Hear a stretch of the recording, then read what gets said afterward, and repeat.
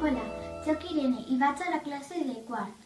Aquest llibre és el que m'he llegit jo, que s'anomena L'olor de la mare, i està escrit per Ricardo Alcántara i els dibuixos són de Montse Tovella. Tracta d'un ratolí molt xiconino que s'anomena Bigots. Ell és molt llest i també és molt aventurer. Un dia, quan la seva mare va anar a buscar menjar i Bigots va veure que no tornava, va decidir anar a buscar-la. Pel camí va trobant molts amics i també molts obstacles i aconseguir superar-los. I si voleu saber el final, si la troba o no la troba, teniu que llegir-vos-lo. A mi m'ha agradat molt, però de vegades et liava un poquet amb les paraules, perquè et ficava altres temes que no eren del llibre.